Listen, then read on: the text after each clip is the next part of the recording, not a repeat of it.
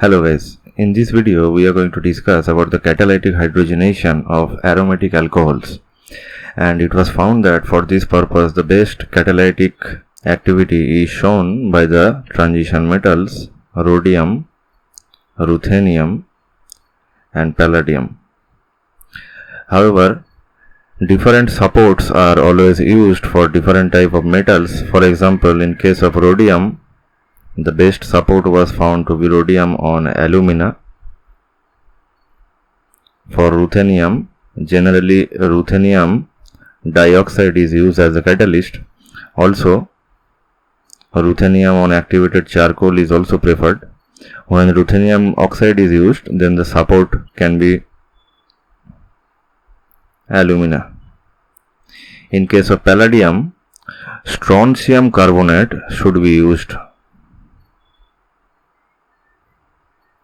Okay, so this is a very important modification of the palladium catalysis by using the strontium carbonate as the support.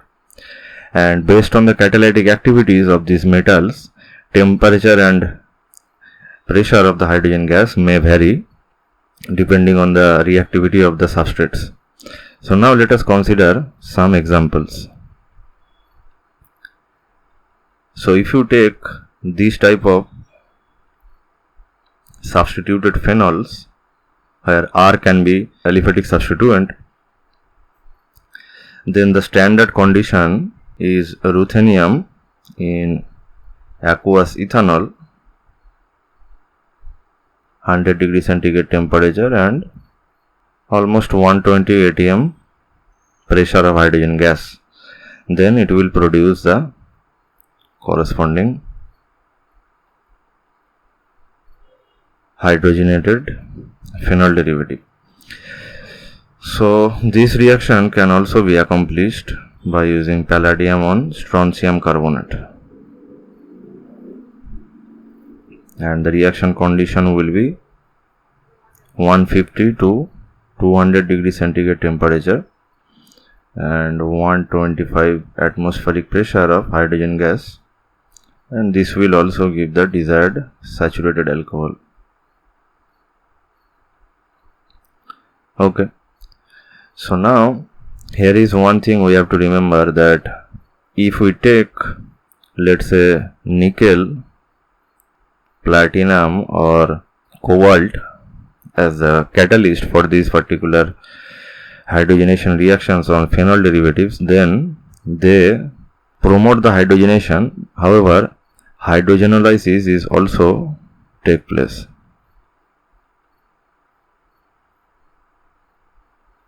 Hydrogenolysis of which group? Of this particular carbon oxygen bond, and that's why they are basically avoided, and generally ruthenium, palladium and rhodium based catalysts are used. Nickel and platinum is also used based on the reactivity of that phenol derivative or aromatic alcohols. So using this strategy, one can easily synthesize the corresponding cyclohexanone derivatives from the aromatic alcohols. Let's say, for example, you want to transform this phenol derivative into this particular cyclohexanone derivative. Then in 2 steps you can achieve this transformation. For that, what you have to do, you simply perform the hydrogenation reaction by rhodium on alumina,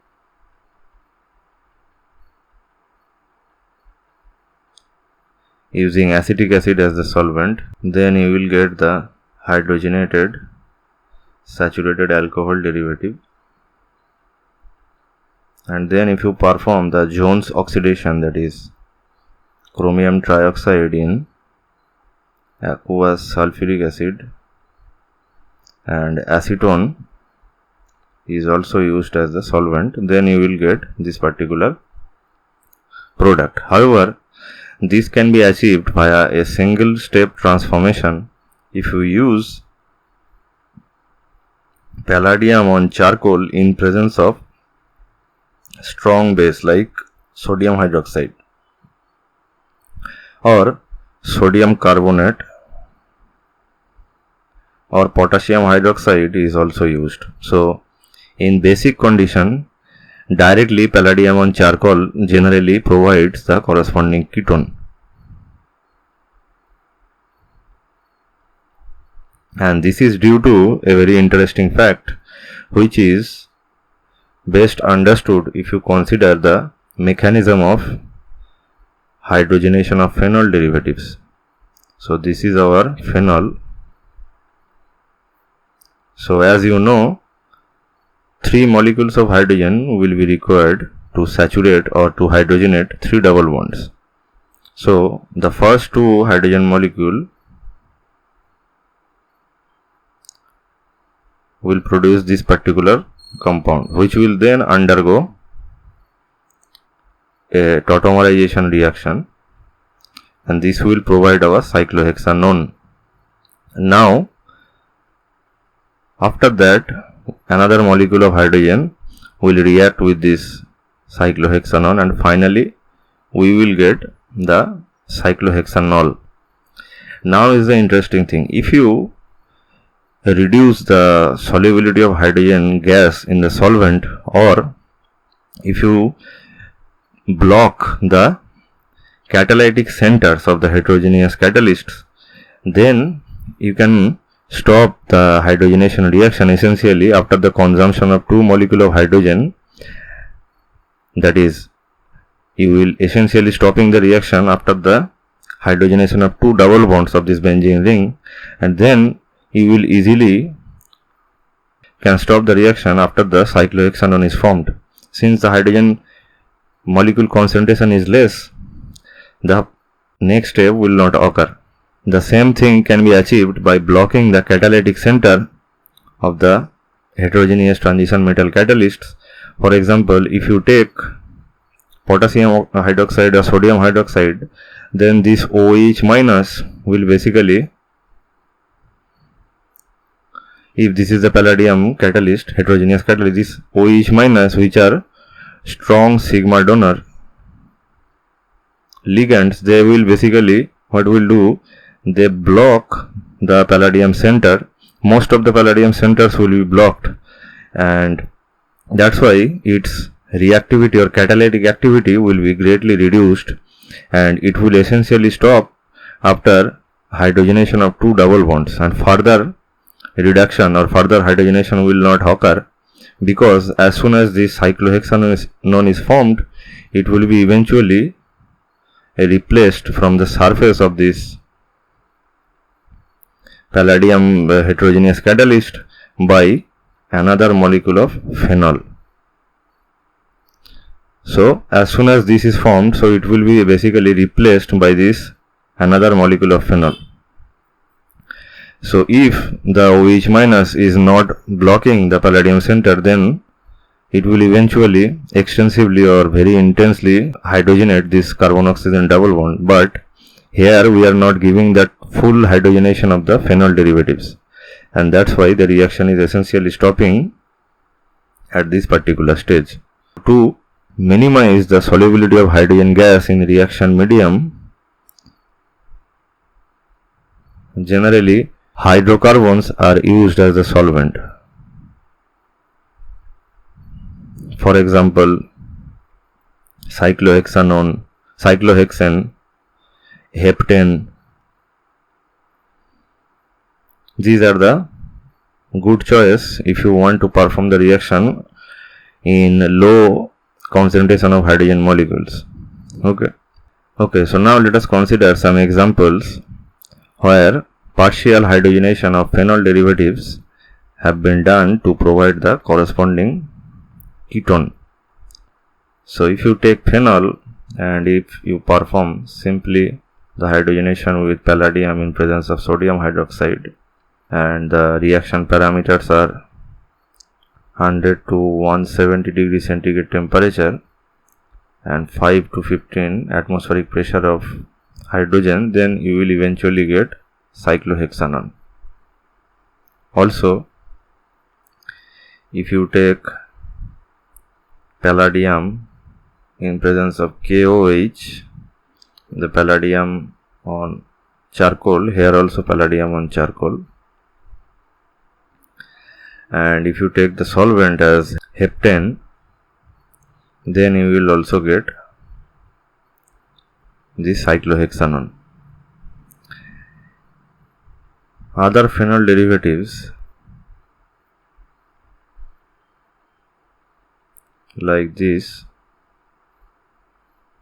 So if you treat this with palladium on charcoal in heptane as the solvent, then you don't need to basically take any base here, because you are taking the heptane as the solvent, which solubilize molecular hydrogen very less, so the concentration of hydrogen molecule will be less and partial hydrogenation will occur. So here also you will get the corresponding cyclohexanone derivative. The next example is by taking nickel.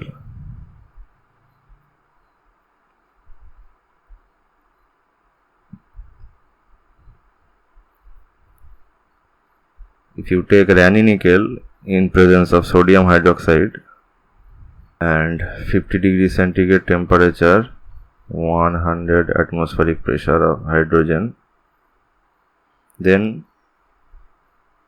very efficient conversion is achieved under these conditions. So here basically sodium hydroxide is used with ranitidine. So here also we are blocking the active metal sites, which is nickel in this particular case, and that's why partial hydrogenation is basically taking place in all these cases. Partial hydrogenation.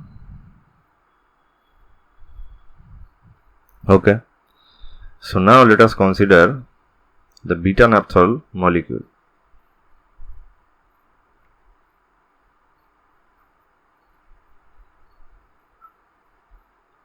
So if you treat beta-naphthol with palladium carbon,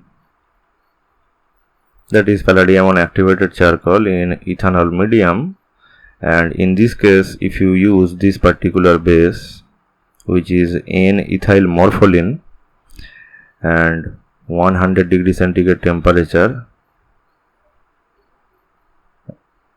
and 100 atmospheric pressure of hydrogen will eventually provide the hydrogenation of this particular ring where OH is attached. So this ring is basically hydrogenated under these conditions. However, if you take rhodium on alumina, at this time room temperature is sufficient and 4 atmospheric pressure of hydrogen gas, this will lead to the formation of this compound as well as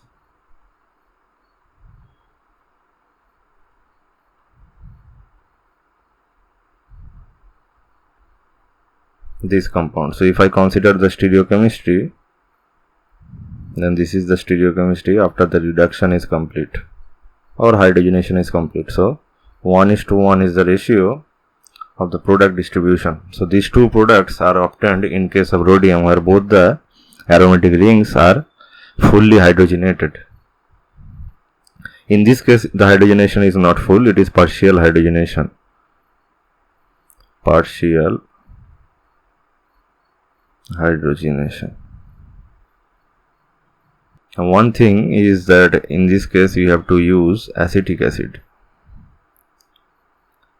Also, if you take the same catalyst, that is rhodium on alumina, but if this time you don't use acetic acid, but if you use ethanol as the solvent,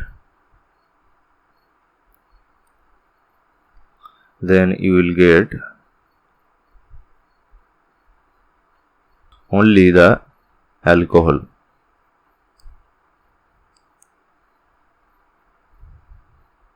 Right?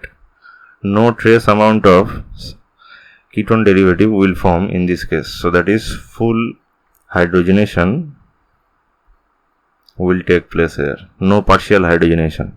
In the next example, if you choose beta naphthol again, and this time we are using nickel as our catalyst. So Raney nickel in ethanol solvent, 150 degrees centigrade temperature and 200 atmospheric pressure of hydrogen. These reaction conditions will give you this product, where this ring is basically hydrogenated. However, if you use sodium hydroxide during the reaction,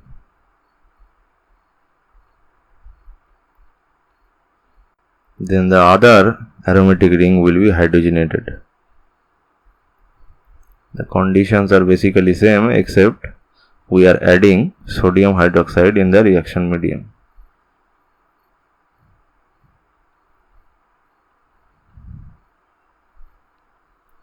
Okay, so this will be our product when sodium hydroxide is used.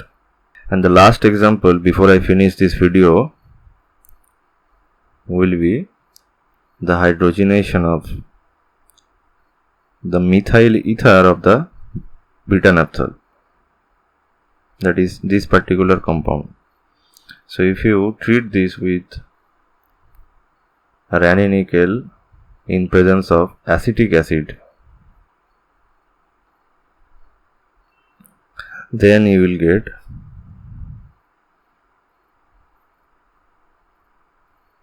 this compound. However, if you treat this with the same reaction condition, except you are replacing acetic acid with sodium hydroxide, here acetic acid is the solvent. So in this case, when you are using sodium hydroxide, you have to use other solvent. So ethanol is the solvent. Then you will get the hydrogenolized product. Although hydrogenation of this particular ring will also occur, and if you use the neutral reaction condition, that is only Raney nickel in ethanol, then you will get this compound where only hydrogenation is occurred, no hydrogenolized product is obtained. So this is the compound when neutral condition is used. So there are many factors which you have to basically memorize. So this is it for this video. See you in the next video. Thank you for watching this video.